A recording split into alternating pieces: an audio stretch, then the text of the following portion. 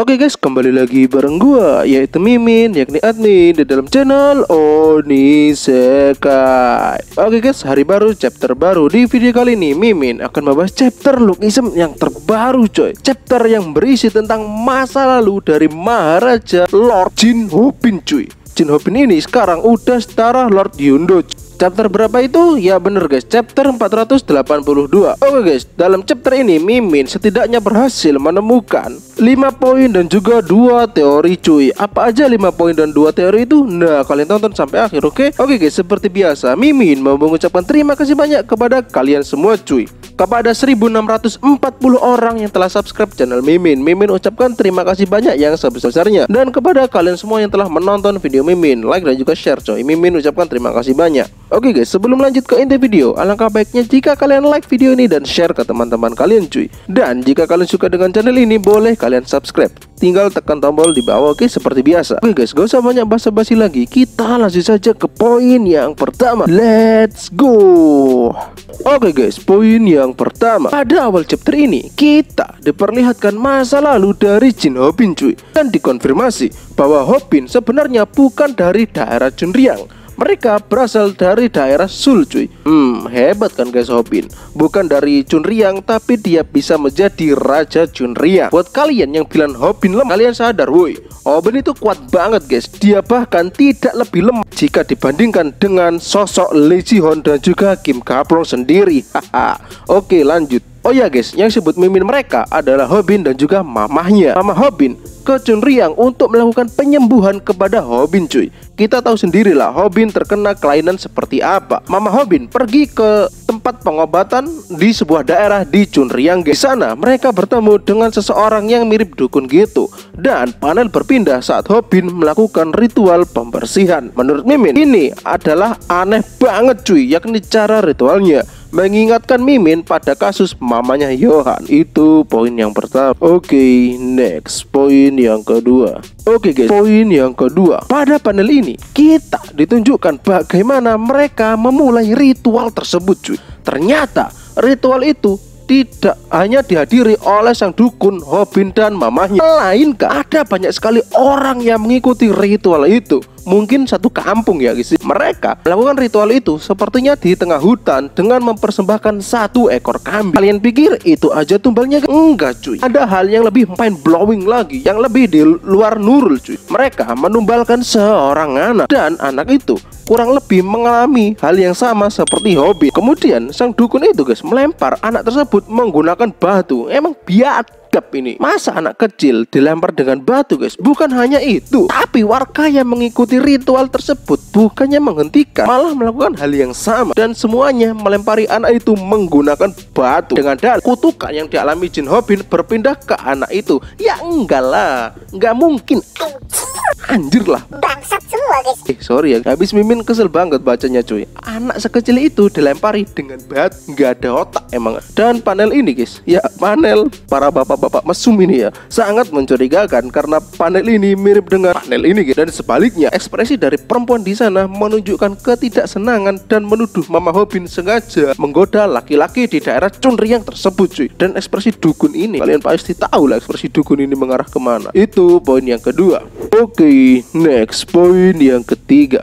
Oke guys, pada chapter ini kita juga diperlihatkan Mama Hopin yang berusaha untuk melarikan diri dari Junriang. Namun usahanya sia-sia karena semuanya sudah terlambat. Saat dia ingin pergi menggunakan bis, penjaga loket bilang mereka tidak bisa menjual tiket tersebut kepada Mama Hopin dan juga Hopin karena sudah dilarang. Dan plot twistnya lagi, ternyata penjaga loket adalah salah satu dari penganut aliran sesat tersebut. Mengetahui hal itu, Mama Hopin tidak menyerah. Dia mendatangi kantor polisi untuk mengadukan keluhannya. Dan apa yang terjadi? Hasilnya masih tetap sama. Mama Hopin dan Hopin dicegah agar tidak keluar dari daerah itu. Kemudian mereka pun memanggil taksi dan mencoba melarikan diri menggunakan taksi. Namun sayangnya pengemudi taksi itu adalah bagian dari mereka juga, para penganut dukun sesat tersebut guys. Jadi Mama Hopin dibawa ke tempat awal, yakni rumah mereka menginap. Anjir lah, tempatnya ini udah rusak sampai ke akar-akarnya guys. Bahkan sampai di rumah itu Mama Hopin Hobin selalu diawasi 24 jam selama 7 hari berturut-turut guys oleh warga sekitar, lebih tepatnya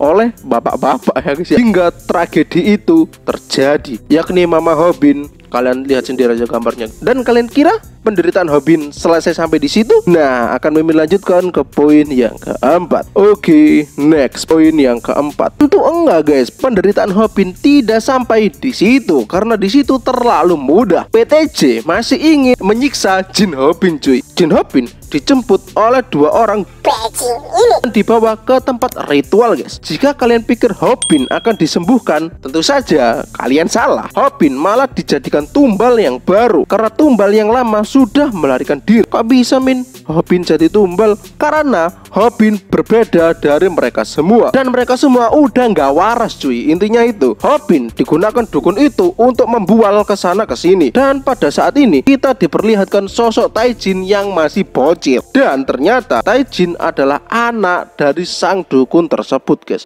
Akhirnya Mimin menemukan hal yang menarik pada chapter ini guys, dan akan Mimin bahas di teori nanti ya. Tentunya karena Taijin adalah dari dukun tersebut, maka hidupnya Taijin berbanding 180 derajat dari hidupnya Hobin. Taijin selalu hidup enak, nyaman, sedangkan Hobin selalu menjadi bulan-bulanan warga di sana. Mungkin sikap ini yang membentuk mental Jin Hobin yang kuat sehingga dia bisa solo gen 1 sampai ke akar-akarnya. Itu poin yang keempat. Oke, next poin yang kelima sekaligus poin yang terakhir. Oke guys, pada panel ini kita diperlihatkan Hobin yang menghajar semua orang yang membulinya. Bahkan saat dia menjadi anak SMP, dia juga selalu menghajar anak yang membulinya. Keren cuy. Tindakan tersebut membuat Hobin ditakuti oleh teman sebayanya. Hingga suatu hari Hobin diminta untuk melakukan ritual lagi setelah sekian lama dia tidak melakukan ritual tersebut. Ternyata ritual itu diperlihatkan di depan semua teman-temannya cuy. Apalagi itu adalah teman satu sekolah.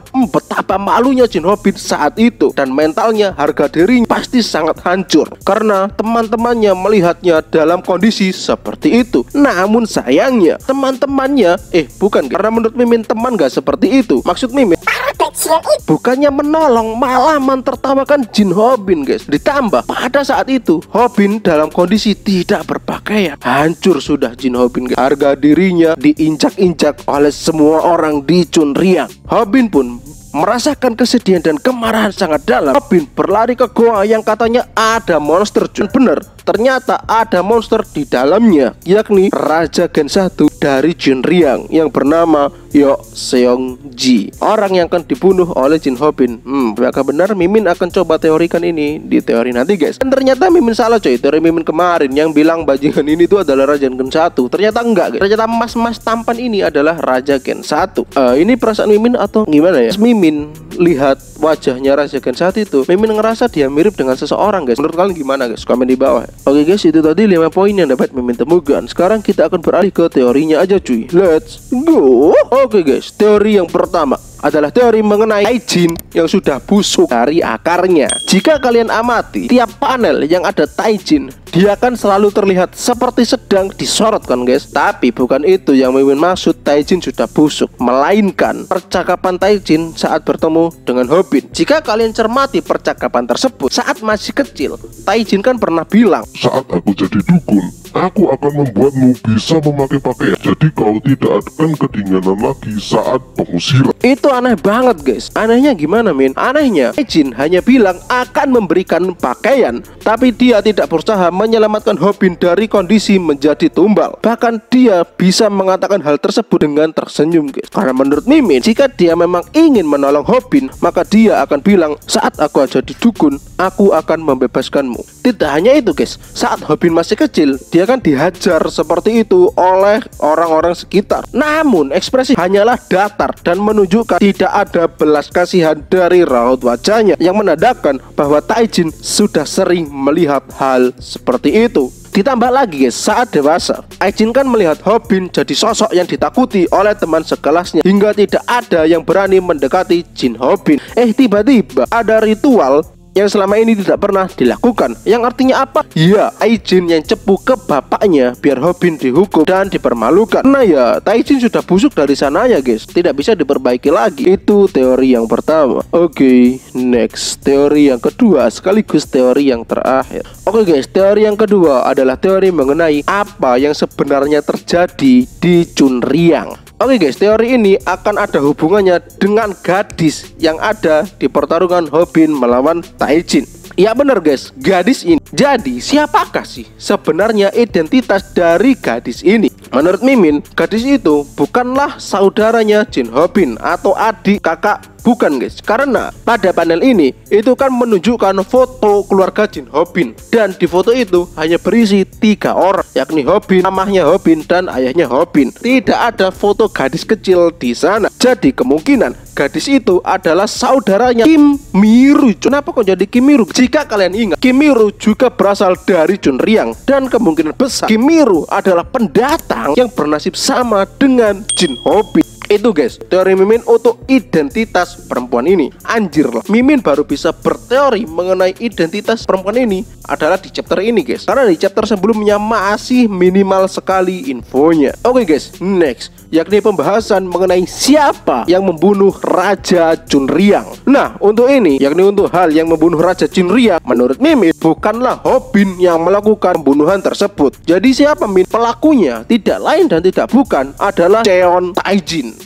Kenapa bisa seperti itu? Karena Hobin itu kan belajar ke gurunya, yakni Raja Gen 1 Chunryang. Kemungkinan juga sama, Taijin juga belajar di sana karena Taijin menyebut gurunya dengan rajaku. Tapi guys, Hobin masih memiliki dendam kesumat kepada dukun bangsat ini, sehingga Hobin membunuh dukun tersebut. Yang artinya apa? Hobin membunuh ayah Taijin. Karena menurut Mimin, jika Hobin membunuh Raja Chunryang, Hobin masih tidak memiliki motif yang sangat kuat untuk melakukan hal tersebut. Tapi kan Win, bisa aja Hobin dendam dengan Raja Chunryang karena dulu anak kecil ini adalah Raja Chunryang. Bisa aja kan Min? Bisa jadi guys, tapi motif tersebut masih terlalu lemah jika dibandingkan motif Hobin untuk melakukan pembunuhan kepada ayahnya Cheon Taijin kan. Karena apa? Dikarenakan selama ini Jin Hobin selalu ditindas dan juga mamahnya sampai dibuat seperti ini itu dikarenakan oleh ayahnya Cheon Taijin guys. Namun saat Taijin mengetahui kalau ayahnya dibunuh oleh Hobin, dia mengamuk dan mencari Jin Hobin untuk membalaskan dendamnya. Dan pada saat Taijin mencari Hobin, disitulah Raja Gen 1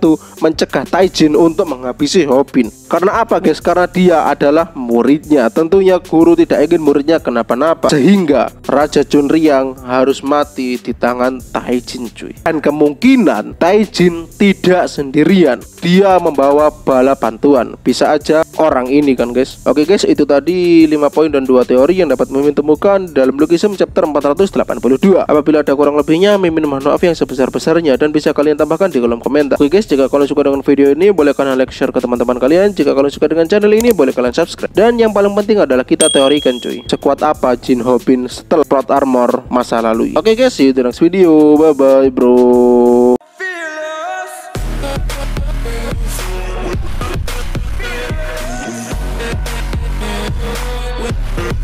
Yeah.